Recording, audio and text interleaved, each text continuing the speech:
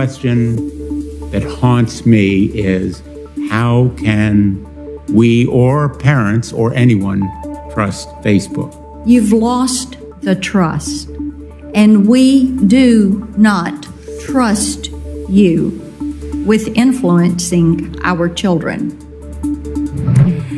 Senators Blumenthal and Blackburn there grilling Facebook's Antigone Davis about Facebook's internal research on the effects of its platform on teens and children. The senators saying this is now a trust issue. The accusation that Facebook knew Instagram had negative effects on teens' mental health, their body image, anxiety levels. I want to turn to our guest to dig deeper here. Joining us now, Adam Kovacevic, CEO of the Chamber of Progress, a progressive tech industry group. He's also a former longtime Google executive. And Laurie Siegel, executive producer of Media, a media company focused on exploring the intersection of tech and humanity. Look, Adam, we'll start with you. It seems like senators have their minds made up here. I know you're talking to lawmakers all the time, but just how bad is it for Facebook this time?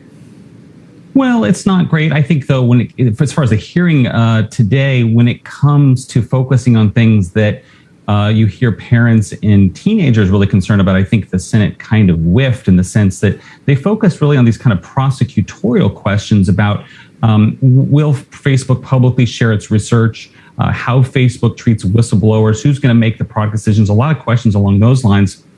Very few questions really asked about, how do we improve the online experience for kids? How do we prevent teen self-harm? What about updating our kids' privacy laws? Do they make sense? Do the age rules make sense? How do we disincentivize parents from lying about their tween's age? It would be great to see Congress work together with industry to devise some solutions, because I think that's what parents want, but that's not really what we saw today. Lori, would you agree with that? I mean, it certainly seems to me like Facebook is under more pressure, more scrutiny than it's ever been under before. And when you're questioning the intentions of how much they care about children, that gets pretty deep. Lori? Yeah, and I think that people, to some degree, can you hear me? Yep, I got you. I think that to some degree, I think people have lost and the government, politicians, I think people, and I remember this with Cambridge Analytica back in the day and this privacy scandal that everyone was just racking their brains over. I think people have lost their patience, and I think this is a very, very big deal. It was interesting to hear Facebook's head of security talk about some of these changes that they're considering, like a nudge if people are going down the rabbit hole, and they could potentially bring them some better content. The idea of like a take a break exploration tool. But, to me, it seems as though, and I know this is a sentiment that's shared, that oftentimes it takes a lot of public pressure and a lot of media pressure for some of these things to come out and for some of these things to be done. And I think the big question is, obviously, if all of this information was there and ready, why didn't we see products to help children before? And as a matter of fact, they were actually going to launch a product for children without all of this information known to the public. So I think the patience is wavering. Antigone Davis explained to the senators Facebook's train of thought, and that the goal of some of this research was to actually help children in the long run, to better understand. Take a listen to what she had to say. I believe that it is better for parents to have the option to give tweens access to a version of Instagram that's designed for them, where parents can supervise and manage their experience, than to have them lie about their age to access a platform that wasn't built for them, or rely on an app's ability to verify the age of kids who are too young to have an ID. That's why we've been working on delivering age-appropriate parent-supervised experiences, something YouTube and TikTok already do. Adam, as someone who worked at Google for many years, I'm curious what you make of that argument. YouTube Kids does exist. I actually spoke to Susan Wojcicki just a few days ago. I asked for her thoughts on this. She said she thinks YouTube is valuable to teens' mental health because you have creators and influencers out there talking about their own life experiences. Is Instagram different or potentially more harmful in your view?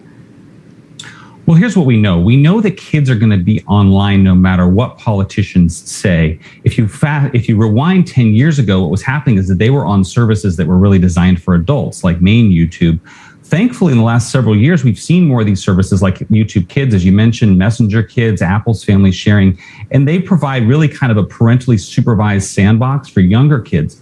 The challenge is when kids reach that tween age, 11 and 12, they start wanting more independence and kind of breaking out of that parental sandbox. And because of COPPA, the kids' privacy law, services are basically many parents lie about their kids' age when they reach that age. That's not a good situation. I think that's not really desirable public policy. One of the things I think you're seeing Facebook doing is recognizing that even though a 13-year-old can be on Instagram, they want to give them kind of a different experience than an older teen. And I think that makes sense.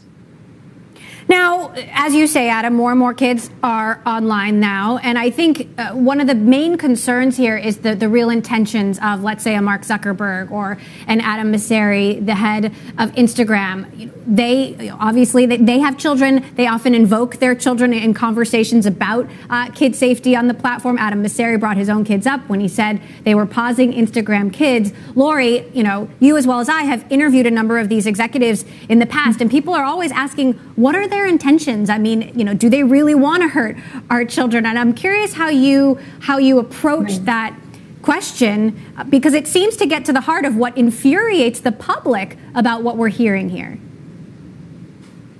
It's interesting because in the time that I've covered technology, which we've been in this for a long time, over a decade, I think the thing that gets lost sometimes is the humanity, right, in a lot of this. And do I think Mark Zuckerberg and Adam Mosseri, who I've met both of these folks are trying to actively harm our children? I don't. Now, that being said, I think Facebook has had trouble anticipating what will come and the negative backlash of the product. And I think to kind of understand, and I think this is actually an interesting point, to understand how we got here and what could be particularly harmful now that Instagram is getting its day, right? Because as you said earlier, we've heard Facebook at these hearings. We haven't heard Instagram. I think it's important to note that Instagram has changed so much over the last couple of years.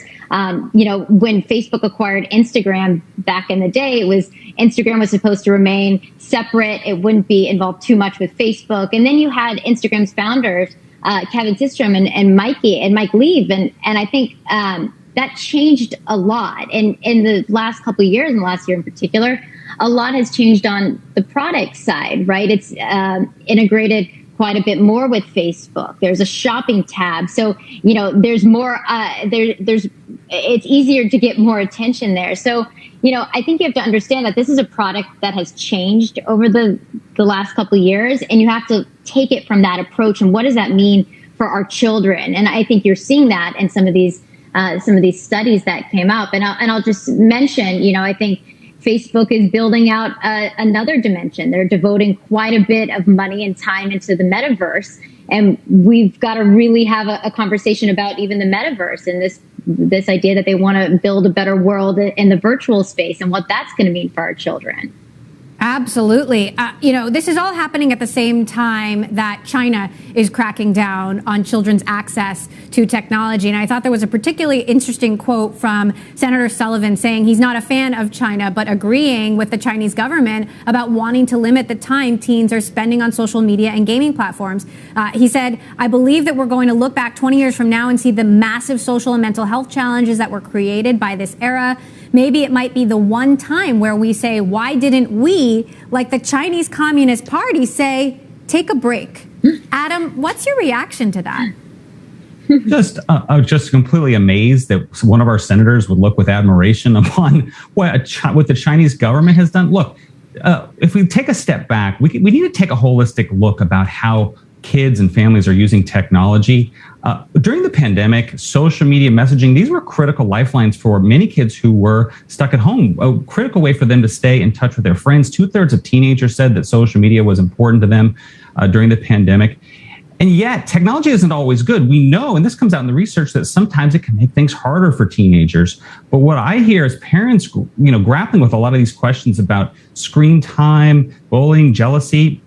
And kids are going through their adolescence online, the good, the bad, the ugly. We need to do everything possible to create a safe online space, good laws that support that. The kids can have a positive experience online. But sheesh, following China's lead, that's just bonkers.